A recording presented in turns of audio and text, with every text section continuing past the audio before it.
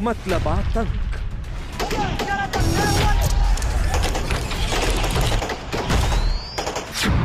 तालिबान मतलब दहशत,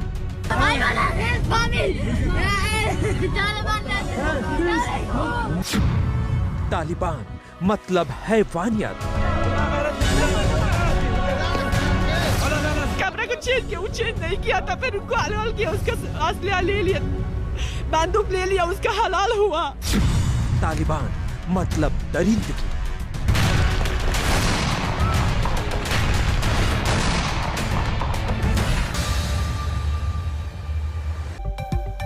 बदलाव की गोली, शरीयत की बोली। जी हां, मुखौटा कितने दिन चलेगा? तालिबान एक और अफगानिस्तान में बदलाव की बात कर रहा है तो दूसरी ओर लोगों पर कोड़े और गोलियां बरसा रहा है। तालिबान ने अफगानिस्तान का नाम बदल दिया है और अब सरकार बनाने की तैयारी कर रहा है और यह साफ कर दिया है कि कोई लोकतंत्र नहीं होगा और शरीयत कानून के हिसाब से ही देश चलेगा। यह रिपोर्ट देखिए, फिर चर्चा की शुरुआत करेंगे।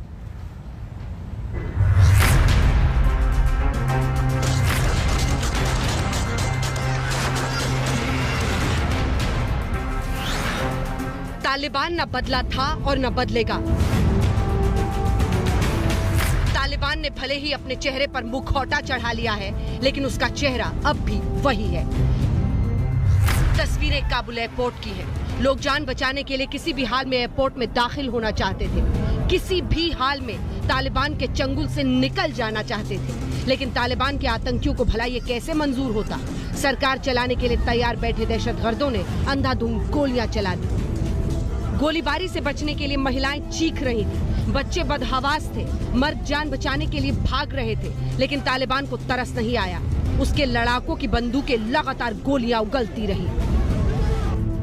काबुल एयरपोर्ट के बाहर हजारों लोगों की भीड़ जमा है, लेकिन कब कौन मारा जाएगा कहा नहीं जा सकता, क्योंकि तालिबान के आतंकवादी कभी भी किसी को गोली मार देते हैं।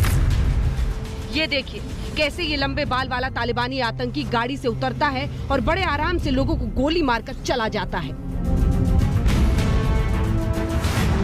अब इन तस्वीरों को देखिए, देश छोड़ने की कोशिश कर रहे लोगों पर कोड़े बरसा रहा है तालिबान।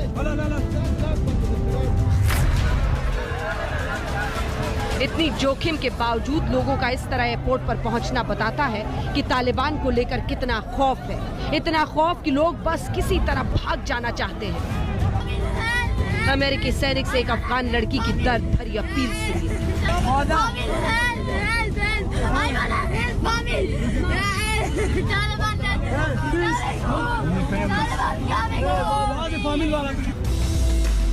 तालिबान का खौफ सिर्फ अफगानिस्तान में ही नहीं बल्कि पूरी दुनिया में है। हिंदुस्तान में रह रहे अफगानी मूल के लोगों की आंखों में आंसू है। जैसा कि एक माँ को दूध नहीं उनको बच्चे को देने के लिए जब मार गई, जुल्म नहीं क्या है? फिर जो कह रही हम जुल्म नहीं करेंगे, जुल्म नहीं फिर क्या है? जो एक आदमी को हलाल किया, खानदान में एक आदमी को, एक बास्कर को जो आर्मी कैमरा उसके पास भी था और उन्होंने अपनी कैमरा को चेंज किया, वो चेंज नहीं किया था, फिर उनको हलाल किया, उसका असला ले लिया, बंदूक ले लिया, उसका हलाल हुआ। ये जुल्म नहीं क्या है? फिर दिल्ली में अलग अलग दूतावासों के बाहर अफगानी मूल के लोगों की लंबी कतार लगी है जो किसी भी दूसरे देश में बसना चाहते हैं, लेकिन वापस अफगानिस्तान नहीं जाना चाहते। मैं इस वक्त यूएस एम्बेसी के सामने मौजूद हूं और यहां पर आपको दिखाना चाहेंगे कि सारी जो अफगान महिलाएं हैं वो यहां पर मौजूद हैं और ये अपनी अपनी मांग रख रहे हैं कि इनको व्यवस्था दी जाए, क्योंकि जिस तरीके की सिचुएशन अफगानिस्तान में काबुल में जो वीडियोस आ रहे हैं, जो दिखाई पड़ रहा है, वैसे में ये सारे लोग इस वक्त परेशान हैं और ये वहां जाना नहीं चाहते हैं। लोगों में खौफ इस बात का है कि अब अफगानिस्तान में लोकतंत्र नहीं होगा बल्कि देश शरीयत कानूनों के मुताबिक चलेगा। The system of the government is clear. That is an Islamic government. Sharia law would be, of course, there would be no democratic system at all because it doesn't have any base in our country. That is we are working on. Taliban ने सरकार बनाने की कवायद तेज कर दी है। रूस ने दावा किया है कि अफगानिस्तान का नाम बदल दिया गया है। तालिबान ने अफगानिस्तान का नाम इस्लामिक अमीरात ऑफ अफगानिस्तान कर दिया है। माना जा रहा है कि अफगानिस्तान में 1996 की तरह ही एक काउंसिल होगी जो सरकार चलाएगी। آمدیم بخیر در وطن عزیز خود فرمودن. واقعا بسیار جای نهایت خوشحالی بود که امروز ما همشهریان خود را الحمدلله اینجا میبینیم و مجاهدین میبینیم. بسیار مردم ها با اطمینان الحمدلله در اینجا زندگی خود پیش میبرن. अब सवाल ये है कि क्या अफगानिस्तान की तालिबानी सरकार को दुनिया मान्यता देगी? अभी तक चीन, पाकिस्तान और रूस ही ऐसे देश हैं जिन्होंने तालिबान का समर्थन किया है।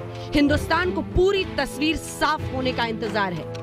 इस बीच तालिबान ने भारत के साथ रिश्तों को लेकर बड़ी बात कही। दावा किया कि भारत के साथ काम करने को तो तैयार हैं, लेकिन अफगानिस्तान की जमीन को हिडन एजेंडे के लिए इस्तेमाल नहीं होने देंगे। भारत के हवाले से अब आप लोगों के अब क्या मौकफ है? हमने कहा किसी मुल्क को, किसी ग्रोह को, किसी फर्द को हम इजाजत नहीं देंगे कि अफगानिस्तान की सरजमीन किसके खिलाफ इस्तेमाल करे। ये एक बात ये क्लियर है। दूसरा ये कि अगर वो चाहे कि उधर उन्होंने प्रोजेक्ट्स बनाए हैं, उधर बहुत रिकंस्ट्रक्शन प्रोजेक्ट है, इंफ्रास्ट्रक्चर प्रोजेक्ट है, वो कंप्लीट नहीं हो चुके हैं, इनकम्प्लीट है, वो कंप्लीट करें क्योंकि वो आवाम के लिए है। हालांकि तालिबान की कथनी और करनी में हमेशा से बड़ा फर्क रहा है, लिहाजा तालिबान की बातों पर तुरंत भरोसा करना ठीक नहीं। आज तक ब्यूरो। तो एक तरफ बदलाव की बोली है, दूसरी तरफ शरीयत की गोली है, क्योंकि जिस तरह से शरीयत को इंटरप्रेट करके लोगों पर थोपता है तालिबान, उसी की वजह से लोग ऐसे देश मुल्क छोड़कर भाग रहे हैं। इससे पहले कि हम आपको भयावह तस्वीरें कुछ और दिखाएं, जल्दी से आपको बता देते हैं गौरव भाटिया राष्ट्रीय प्रवक्ता भारतीय जनता पार्टी के, सुप्रिया श्रीनेत कांग्रेस पार्टी से जुड़ रही हैं। लेकिन उससे पहले मान्यता देगा क्या तालिबान को भारत? तालिबान 1 में यानी जब 1996 से लेकर 2000-2001 तक उनका था शासन, पाकिस्तान, सऊदी अरब और यूएई ऐसे 3 मुल्क जिन्होंने उन्हें मान्यता दी थी। अब अभी तक तालिबान 2 में, हालांकि अभी सरकार भी नहीं बनी है उनकी, लेकिन देखिए बेताबी पाकिस्तान, चीन और रूस की। इसीलिए तो शक होता है इन देशों पर। पाकिस्तान, चीन और रूस ने अभी से ही मान्यता दे दी है। गौरव भाटिया राष्ट्रीय प्रवक्ता भारतीय जनता पार्टी के हमारे साथ जुड़ रहे हैं, सुप्रिया श्रीनेत हमारे साथ प्रवक्ता कांग्रेस पार्टी की, चौधरी इफ्तिखार प्रवक्ता पीटीआई के, इमरान खान की पार्टी के हमारे साथ जुड़ रहे हैं, अशोक सज्जनहार साहब पूर्व राजनयिक जुड़ रहे हैं, सुशांत सरीन जी पूर्व राजनयिक हमारे साथ जुड़ रहे हैं। लेकिन इससे पहले कि हम आगे बढ़े, मुझे लगता है हमारे दर्शकों को भी और खास तौर पर चौधरी इफ्तिखार को दिखाना चाहिए। हम कुछ वीडियोस दिखा रहे हैं, ये वीडियो जरा दिखाइए, जरा इसको प्ले आउट कीजिए, बताते हैं आपको। ये पोर्ट की तस्वीरें हैं, अलग अलग जगहों की तस्वीरें हैं जहां पर यूएस और यूके की आर्मी, यूएस और यूके दोनों की ही आर्मी के सामने लोग अपने अपने पासपोर्ट लेकर किसी तरह से वहां पर गुहार लगा रहे हैं कि हमें वहां से निकालो। इसी में एक महिला अपनी बच्ची को वहां पर सौंपती है आर्मी को। अब कल्पना कीजिए कितना दर्द होगा, कितना भय होगा, कितना खौफ होगा, जिसकी वजह से अपनी बेटी को वो देने को तैयार है कि हमें यहां से निकालो, हमें यहां से जल्द निकालो। ये वायरल वीडियो हम आपको दिखा रहे हैं जो कि अफगानिस्तान का है, जिसमें एक महिला अपनी बच्ची को सौंपती है आर्मी को वहां पर और कहती है किसी तरह से हमें यहां पर निकालो। यूएस और यूके की ये आर्मी है। इफ्तिखार साहब, ये तस्वीरें कुछ कहती हैं आपके ज़मीर को या नहीं कहती हैं? बिस्मिल्लाहिर्रहमानिर्रहीम, बहुत शुक्रिया। देखें, हम यहाँ पे एक बहस करने निकले हैं, ना तो हम अपने ज़मीरों का सौदा करेंगे, ना ज़मीर के खिलाफ बात करेंगे। आपने बहुत अच्छा मौजूद चुना। पहले तो मैं आपका शुक्रगुजार हूँ कि आपने इस काबिल समझा कि एक बड़ी डिबेट में एक अच्छे बड़े चैनल हैं, आपने मुझे वहाँ पे बुलाया है। मैं ये बात करना चाहूँगा कि अभी जो काबुल एयरपोर्ट की तस्वीरें आप मुझे दिखा रही हैं, ये सच्ची बात है, कभी आपने सोचा नहीं है कि 10 लाख अफगानी भी इन्हीं लोगों ने मारे थे। डेजी कटर बम और किस तरह की हालातें उन्होंने वहाँ पे की। एक इमोशनल ब्लैकमेलिंग बात हो रही है कि एक बच्ची अपने आप को सौंप रही है। भाई मैं तो साफ साफ कहता हूँ कि अगर आज भी हम पाकिस्तान और इंडिया में एयरपोर्ट खोल दें और जहाज खड़ा कर दें और कहें कि आओ अमेरिका चलें, तो मैं आपको बताता हूँ कि इससे ज्यादा रश वहाँ पे एयरपोर्टों पे होगा और लोग भागे। आपको याद होगा कि 90s पे एंड पे जब इन्होंने लॉटरी वीजा खोले तो दुनिया भर के लोग जो है लाइनों में खड़े हो गए, कतारों में खड़े हो गए अमेरिका जाने के लिए। अमेरिकी गवर्नमेंट की पॉलिसीज तो अपनी जगह होती है, लेकिन लोग अमेरिका में बसने के लिए पता नहीं आंखों पर आपने कौन सा पर्दा डाला है? अपनी आंखों पर आपने कौन सा पर्दा डाला है जो इंसानियत भी अब बहुत दूर छूट गई है आपसे? आप ये कह रहे हैं, आप अपने मुल्क की बात कीजिए साहब, हिंदुस्तान में कोई ऐसे कतार में नहीं लगता अमेरिका जाने के लिए। आपने कौन सा पर्दा लगा रखा है कि आपको ये तस्वीरें परेशान नहीं करती? आपका जमीर नहीं जागता? गौरव भाटिया, सुन ली सर आपकी बात, समझ भी ली कि आपका दायरा समझ लिया हमने, आपका दायरा समझ लिया। आपका दायरा सिर्फ इतना है, आपका दायरा इतना है कि तालिबानी और कट्टरवादी लोग आपको पसंद आते हैं क्योंकि आपके मिजाज से मेल खाते हैं। इस पूरे इलाके में अनरेस्ट करना, बात नहीं करने देते आप इसलिए बात नहीं करने देते क्योंकि आपने सवाल का जवाब ही नहीं दिया। मैं आपसे जो पूछ रही हूँ, बताइए कि क्यों जश्न मना रहे हैं इमरान खान? आप उनकी पार्टी के प्रवक्ता है ना, बताइए क्यों जश्न मना रहे हैं लोगों की बर्बादी पर? मैंने जाके वहां पे बम बनाए, आपने जाके अपनी फौजें भेजी, भारत ने वहां पे इन्वेस्ट किया, $1 मिलियन लगाए, अमेरिका ने ट्रिलियंस लगाए, हमने सेना भेजी, आपने जिहादी भेजे, आपने जिहादी भेजे। अशरफ गनी ने खुद बताया 10,000 आपने जिहादी वहां से भेजे। एससीओ की समिट में उन्होंने बताया था। जश्न की वजह बताइए ना, जब पूरी दुनिया तालिबान को लेकर चिंतित है। एक सेकंड, आवाज इनकी नीचे कीजिए, एक साथ नहीं बोलते हम लोग, ये हिंदुस्तान है। जब मैं सवाल कर रही हूं तो मैं बोलूंगी, जब आप जवाब देंगे तो आप बोल लीजिएगा। मेरा सवाल आपसे सीधा है, इससे पहले कि आप इंडिया पर ऐसे लिखें, मुझे यह बताइए कि आप लोग जश्न क्यों मना रहे हैं जब तालिबान को लेकर पूरी दुनिया चिंतित है, हथियारों के साथ कोई किसी पर राज करता है, जनता को ऐसे खौफ में डालता है, पूरी दुनिया इसको लेकर चिंतित है और इमरान खान कह रहे हैं कि गुलामी की बेड़ियों से आजाद हो गया अफगानिस्तान। क्यों जश्न मना रहे हैं? सीधा जवाब दीजिएगा। सीधा जवाब यह है कि अफगानियों ने लड़ाई लड़ी है और जीते हैं। 20 साल की जद्दोजहद के बाद जीते हैं। देसी कटर्स बम उनके ऊपर फेंके गए, कंटेनरों में उनको गैस चैम्बर्स में मारा गया और उन्होंने लड़ के वहां पे अपने जब जीते, उनको अपना कानून नाफज करने का हक है। ठीक है, उनको जिंदा रहने दीजिए। इनको भी जवाब दीजिए और हिंदुस्तान किस तरह से इसे देख रहा है वो भी बताइए। अंजना जी, देखिए, मैं इनको तो जवाब दूंगा, लेकिन आज तक देश का सबसे ज्यादा देखे जाने वाला चैनल है और सरकार की एक जिम्मेदारी होती है। आज सरकार की प्राथमिकता ये सुनिश्चित करना है कि हर एक भारतीय भारत की धरती पे आए, सुरक्षित आए, और इसीलिए हमारी सरकार लगी हुई है और 192 भारतीय भारत आ चुके थे। आगे भी ये ऑपरेशन जारी रहेगा। और जहां तक पाकिस्तान की बात है, अगर आतंकवाद में किसी को अब्बू माना गया है, अगर आतंकवाद का कोई ट्रेनिंग सेंटर है तो वो पाकिस्तान है। तो लाजमी है अंजना जी, इनको डर नहीं लगेगा आतंकवादियों से। एक समानता और भी है, जहां भारत का जो लोकतंत्र है वो ह्यूमन राइट्स में बिलीव करता है। इनके यहाँ ह्यूमन राइट्स नहीं होते, इनके यहाँ केवल ह्यूमन राइट वायलेशन होता है।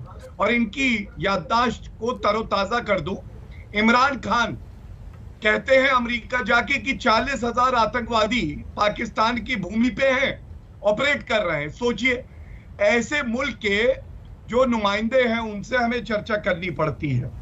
और इन्होंने एक दर्द दिखाया कि भारत ने मिलियंस ऑफ डॉलर्स लगा दिए, निवेश किया वहां पे कि वहां की हालात जो है बेहतर हो। हमारे पास रुपया था, हम चाहते थे वहां शांति हो, प्रगति आए, तो हमने लगाया। आप तो एक भिखारी मुल्क है, आपके पास तो अठंडी नहीं है लगाने के लिए, बल्कि हमने देखा है कटोरा लेके कभी चीन की तरफ, कभी अमेरिका की तरफ उसको घुमा देते हैं, वहां से लात पड़ती है तो दूसरी जगह चले जाते हैं। लेकिन आज जो मुख्य बात है अंजना जी, भारत की तरफ से एक बात कह दूं, मैं आपके जवाब के लिए आऊंगी, आप अपनी बारी में प्लीज बोले। बीच में नहीं बोलेंगे, बीच में मत बोलिए। चौधरी, आप पाकिस्तान में होंगे, यहाँ भारत में कोई हैसियत नहीं है, अपनी बारी में बोलिए। आपकी बात सुनने के लिए बैठे हुए हैं। ठीक है चौधरी जी, मैं आपको अच्छी तरीके से एक सवाल पूछ लेता हूँ। चलिए, क्या बात सुनिए चौधरी जी, अपनी अपनी बारी में बात करिए। ठीक है चौधरी इफ्तिखार जी, प्लीज अपनी बारी में बोलिए। रुके, बोलिए गौरव भाटिया जी, अपनी बात चैनल पे। धन्यवाद। सुप्रिया जी को दिखाइए। देखिए, मैं केवल एक बात जरूर कहूंगा, भारत का जो लोकतंत्र है उसकी आस्था हमेशा जो लोकतांत्रिक मूल्य हैं उसमें है। और जिस तरह से हमारे सामने वीडियोस चल रहे हैं कि महिलाओं के साथ उत्पीड़न किया जा रहा है, ये चिंता का सबब है। और भारत ये सुनिश्चित करेगा कि ना केवल हमारे जो नागरिक हैं वो वापस आए, बल्कि एक ऐसी स्थिति बने जहां पे हर महिला, हर बच्चे को एक ऐसा वातावरण मिले कि वो आगे बढ़ सके। ये पाकिस्तान नहीं करेगा। पाकिस्तान तो चाहेगा कि पूरे विश्व में आतंकवाद का ही बोलबाला हो। और अंत करूंगा एक बात से, चौधरी जी आपको मालूम है आपकी क्रेडिबिलिटी, आपकी विश्वसनीयता शून्य क्यों है? क्योंकि बहुत बड़ा हाथ ये सारी जो घटनाएं हो रही हैं उसमें जो पाकिस्तान स्पॉन्सर्ड टेररिज्म है, जिसका घिनौना चेहरा यूनाइटेड नेशंस में समय समय पे भारत ने उजागर किया है, आपका भी है। और इसीलिए आपको आज माफी मांगनी चाहिए हर उस देश में जहां पे आतंकवादी इस तरह की हरकतें कर रहे हैं। सुप्रिया श्रीनेत, कांग्रेस पार्टी किस नजरिए से इसे देख रही है और आप क्या कहेंगे एक भारतीय नागरिक अंजना जी? जी अंजना जी, मैं सबसे पहले तो ये कहना चाहती हूं कि मैं गौरव भाटिया से बहुत सारे विषयों पर गहरा मतभेद रखती हूं, लेकिन मैं किसी भी पाकिस्तानी को यहां पर बैठकर हमें डेमोक्रेसी का पाठ नहीं पढ़ाने दूंगी। उसमें हम दोनों लोग खड़े होकर आपका मुकाबला करेंगे और आपको बताएंगे, आपको आपका असली चेहरा दिखाएंगे। आप हमें बता रहे हैं हमने मिलियंस ऑफ डॉलर्स इन्वेस्ट किए, हाँ, क्योंकि हमारी शांति में, चुनी हुई सरकारों में और प्रजातंत्र में भारत का आस्था है, इसलिए हमने इन्वेस्ट किया। आप कह रहे हैं वहां पर उन लोगों ने आजादी की लड़ाई लड़ी। आपने हालत देखी है महिलाओं की। आप विमेन्स राइट्स की बात करते हुए आपको शर्म नहीं आती है जो अफगानिस्तान में होता है? आप उनकी यहाँ पर पैरवी करने के लिए आए हैं। आपने किस हिम्मत से कहा? चुप रहिए आप एक मिनट। आपने किस हिम्मत से ये कहा? चुप रहिए आप, चुप रहिए और मेरी बात सुनिए। आपने किस हिम्मत से यहाँ पर ये खड़े होकर कहा अमेरिका के सामने पाकिस्तानी और भारतीयों को खड़ा कर दो, सब जाना चाहते हैं? पाकिस्तानी हर जरूर जाना चाहेगा अमेरिका, कोई हिंदुस्तानी अपना वतन छोड़कर कहीं नहीं जाना चाहता है। ये कान खोल के सुन लीजिए। आप एक बात याद रखिएगा, आपने सांपों को दूध पिलाया है, वही सांप आपको डसेंगे।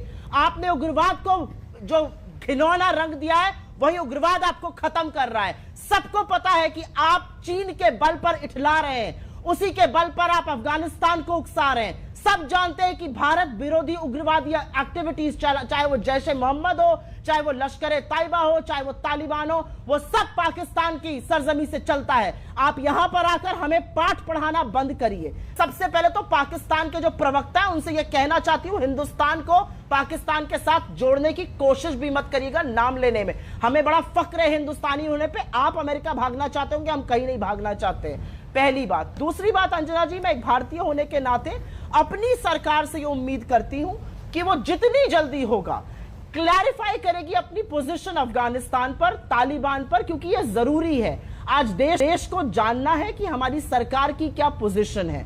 हमें न्यूज चैनल से नहीं जानना है, हमने एक सरकार चुनी है, उस सरकार को लोकतांत्रिक प्रजातांत्रिक ढंग से चुना गया है। एट सम स्टेज सब लोग जानना चाहेंगे कि सरकार का क्या स्टैंड है इस पर, क्योंकि कुछ खबरें आई हैं सूत्रों के माध्यम से कि दोहा में बातचीत हुई है या रशिया में हुई है। आई थिंक हर इंडियन जानना चाहेगा हमारी सरकार का इस पर क्या मत है, क्योंकि ये घोर ह्यूमन राइट्स वायलेशंस हो रहे हैं। क्या हम उनको रिकॉग्नाइज करते हैं, नहीं करते, ये हम सब जानना चाहते हैं। और इसका जवाब विदेश नीति के तहत सिर्फ चुनी हुई सरकार दे सकती है, इसका जवाब विपक्ष नहीं दे सकता है। ठीक है, जल्दी से गौरव जी एक जवाब, फिर मैं अशोक सज्जनहार जी और सुशांत सरीन जी दोनों से पूछूंगी हिंदुस्तान का स्टैंड क्या होना चाहिए।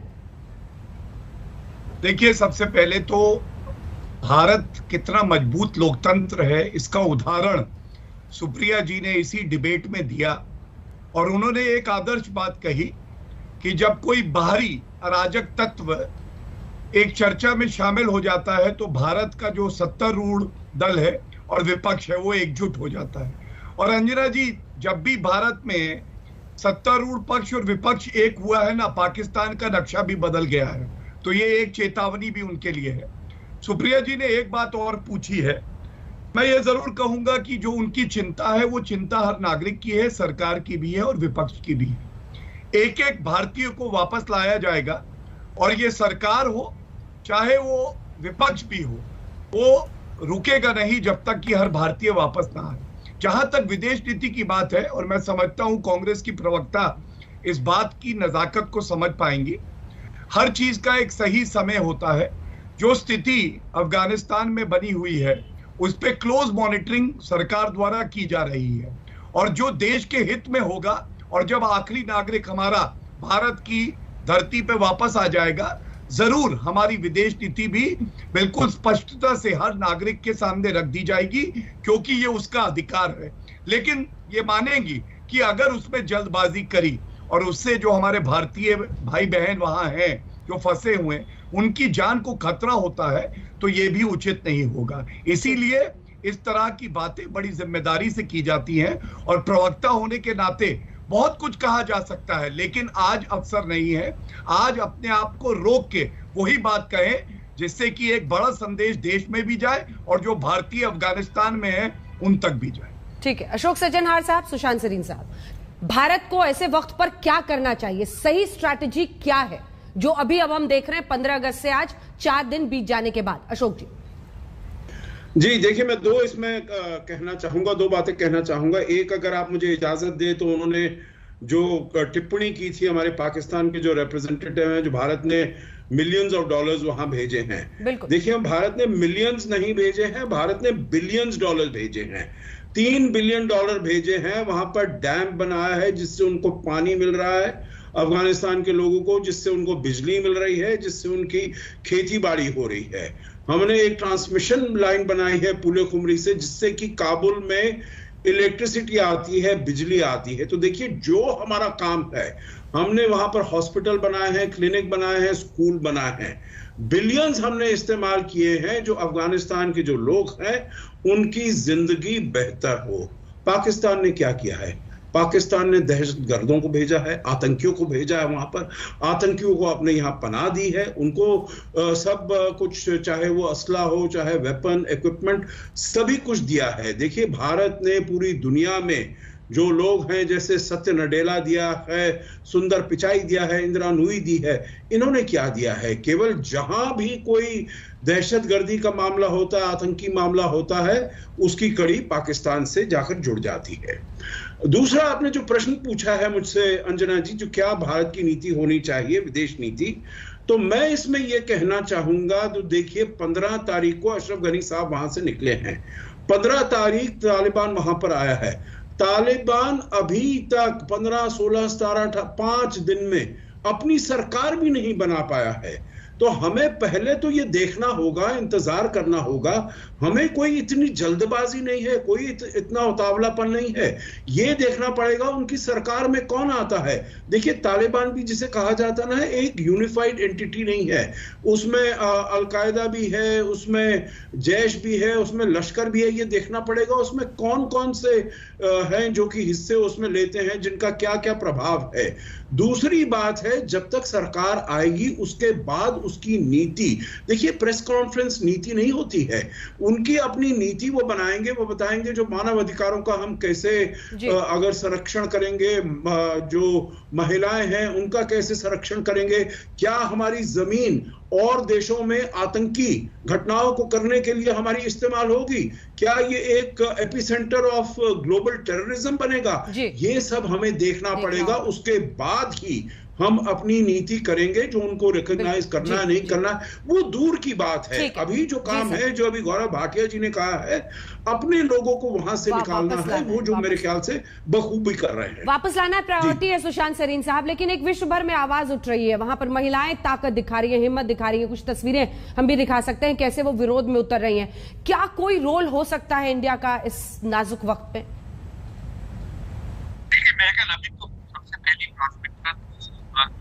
नागरिक हैं वहाँ पर काम कर रहे हैं, और जो वहाँ पर माइनॉरिटी कम्युनिटीज हैं, हिंदू, सिख, और उसके बाद जो अफगान वहाँ से निकलना चाह रहे हैं उनको निकाला जाए। मेरे ख्याल ये प्राथमिकता है। और जहाँ तक मुझे समझ में आया, गौरव ने भी यही बात की कि हमको जो सरकार है उसको फिलहाल अपनी जो नीति है उसको स्पष्ट करने के बजाय सबसे पहले ये काम पूरा करना चाहिए। मेरे ख्याल सरकार ने, शुक्रिया जी जो कह रही थी उसमें मैं एक छोटा सा इजाफा करता हूँ। सरकार ने एक तो जो रूस की वो बात कर रही थी, वहां पर तो एक मल्टीलैटरल कॉन्फ्रेंस थी जिसमें भारत भी गया हुआ था, भारत को न्योता था, और वहां पर जो भी इनफॉर्मल लेवल पर बातचीत हुई वो हुई। फॉर्मल लेवल पर, पॉलिटिकल लेवल पर कोई बातचीत अभी तक नहीं हुई हमारी इन लोगों के साथ। हाँ कुछ लाइन ऑफ कम्युनिकेशन जरूर खुली है, वो आप तमाम लोगों के साथ खोलते हैं, उसमें कोई कबात नहीं है।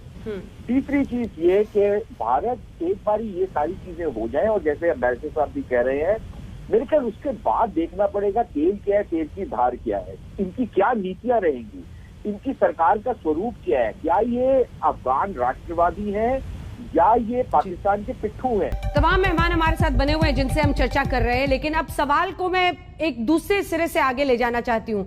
गौरव भाटिया जी, इस्लामिक एमिरेट ऑफ अफगानिस्तान जो वो घोषणा करें, इस पर सुशांत सरीन जी भी और सज्जनहार जी भी बोलेंगे, सुप्रिया मैं आपके पास भी आऊंगी, लेकिन जो शरिया वो थोपते हैं लड़कियों पर, बच्चियों पर, जिस तरह से वो उसको इंटरप्रेट करते हैं, ये बहुत खतरनाक हो सकता है इस पूरे इलाके के लिए। और वहीं से उनकी हिंसा हथियार लेकर तो शहरों में घूम रहे हैं। कई जगहों पर हमने तस्वीरें दिखाई है, प्रेस कॉन्फ्रेंस करके कहते हैं हम शरिया से चलाएंगे, लोकतंत्र नहीं होगा, लेकिन हम सबका सम्मान करेंगे। वहीं दिखता है कि कोई निकलता है तालिबानी, वो हथियार से किसी पर गोली चलाता है, वापस गाड़ी में बैठता है, निकल जाता है। महिलाओं के लिए निकलना मुश्किल हो रहा है, सबको घरों में रहने, मतलब जो उनका इंटरप्रिटेशन है शरीयत का, वो बहुत खतरनाक है। गौरव साहब। अंजना जी, अभी जब आपने ब्रेक लिया तो एक सुखद समाचार आ रहा था कि 219 भारतीयों को लेके इंडियन एयरफोर्स का एक विमान भारत आ रहा है। और ये सुन के अच्छा लगा कि हमारे भारतीय भाई बहन बच्चे अब सुरक्षित भारत की धरती पे जल्द होंगे। मैंने कहा ये साझा कर लूं आप सबसे। आपका सवाल बहुत ही व्यापक है अंजना जी, और जब इनका घिनौना चेहरा देखते हैं तो अपना लोकतंत्र और खूबसूरत लगने लगता है। और देखिए अंजना जी, फर्क क्या है, हमारे यहाँ हिंदू, मुस्लिम, सिख, ईसाई, जैन, बौद्ध सब एक दूसरे के साथ, एक दूसरे के खुशी में दुख में साथ होते हैं। इनके यहाँ केवल और केवल आतंकवाद होता है। एक ही माँ के दो बेटे, एक सयाना बेटा भारत जो सुपर पावर बन गया, एक नालायक बेटा पाकिस्तान जो आतंकी बन गया, एक सयाना बेटा जो पूरे विश्व में अपनी आत्मनिर्भरता से खड़ा है और विश्व के देशों की मदद कर रहा है, दूसरा नालायक बेटा पाकिस्तान वो भीख मांग रहा है। और सबसे बड़ी बात है, हमारे आदर्श कौन है? हमारे आदर्श है कैप्टन विक्रम बत्रा, हमारे आदर्श है अब्दुल हमीद जी, हमारे आदर्श है समीर भट्ट, इनके आदर्श Osama bin Laden, Hafiz Saeed की पॉलिटिकल पार्टी है अंजना जी। और एक बात बिल्कुल स्पष्ट कर दें, भारत अपने तरीके से मजबूती के स्थान से किसी से भी बात करेगा, लेकिन लोकतांत्रिक मूल्यों में उस ताकत का विश्वास हो, वहां पे माइनॉरिटी सुरक्षित हो और वहां पे महिलाओं और बच्चों को सम्मान दिया जाए, ये सुनिश्चित करने की ताकत भारत में है। और ये हम जरूर देखेंगे, चाहे ये आतंकिस्तान कुछ भी करना चाहे, ये विफल होगा। चौधरी साहब, बहुत गंदे लोग हो आप, आपसे के साथ बहस करना, यकीन करें मुझे ऐसा लग रहा है बट मैं वक्त जाया कर रहा हूँ। पढ़े लिखे लोग अपने आप को कहते हो और दूसरे मुल्क के ऊपर ऐसी गंदी बातें करते हो। आपको कश्मीर का पता नहीं कितने लोग आपने मार दिए। सच ऐसा ही लगता है चौधरी साहब, अपने सच ऐसा ही लगता है, सच ऐसा ही लगता है, गंदे सच। इमरान खान जब कह रहे हैं गुलामी की बेड़ियों से आजादी हो गई, तब आपको वो बड़े अच्छे लग रहे हैं, ये बात सही है? इनको आप FATF Iftikhar, Chaudhry Iftikhar, Chaudhry Iftikhar 132 designated terrorist Pakistan में पाए जाते हैं। आप जान दे रहे हैं, आपको तमीज नहीं है, आप किसी को आप अपने प्राइम मिनिस्टर को तमीज सिखाइए। अभी तो बड़े सलीके से समझा रहे हैं, अभी तो बहुत सलीके से समझा रहे हैं। आवाज नीचे कीजिए उनकी, चौधरी इफ्तिखार की आवाज नीचे कीजिए, जान लीजिए। सुप्रिया जी, सुप्रिया जी, शरिया और उसका जो इंटरप्रिटेशन तालिबानी करते हैं, जिस पर ताली बजा रहे हैं चौधरी इफ्तिखार और उनकी पार्टी वाले,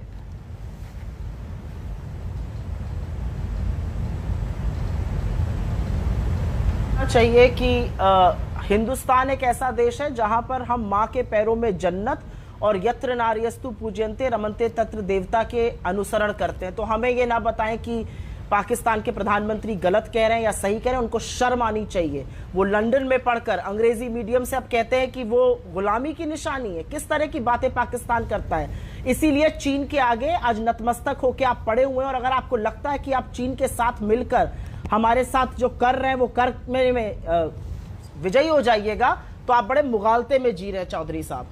मैं सिर्फ एक बात लेकिन यहां पर जरूर कहना चाहती हूं, और मैं गौरव भाटिया की बात से सहमत हूं कि ठीक है, हमें थोड़ा टाइम देना चाहिए, लोग वहां से सुरक्षित निकल जाएं, लेकिन कुछ बातों का भी जवाब देना होगा कि यूएस ने जो अनुबंध किया फरवरी 2020 में, और उन्होंने बोला कि 5000 आतंकी तालिबानी छोड़े जाएंगे, उसको मान्यता दिलाई जाएगी यूएन से और बाकी देशों से, हमें इसका बहिष्कार करना चाहिए। मुझे नहीं लगता कि हमें किसी टेररिस्ट से बात करनी चाहिए। भारत की ये नीति ही कभी नहीं रही है, हम टेररिस्ट ऑर्गेनाइजेशन से बात ही नहीं करते हैं। इसके बारे में जरा सा भी संशय इस समय नहीं होना चाहिए। ठीक है, हमारे स्ट्रेटेजिक इंटरेस्ट जो भी हो सकते हैं, लेकिन इन लोगों के तार तो भारत विरोधी संगठनों से जुड़े हुए हैं, इनसे हम किस चीज की आशा कर सकते हैं? चाहे वो हक्कानी नेटवर्क हो, जेईएम हो, एलईटी हो। ये तो अफगानिस्तान ने 6 अगस्त यूएनएससी में बोला था, जिसकी अध्यक्षता भारत ने करी थी।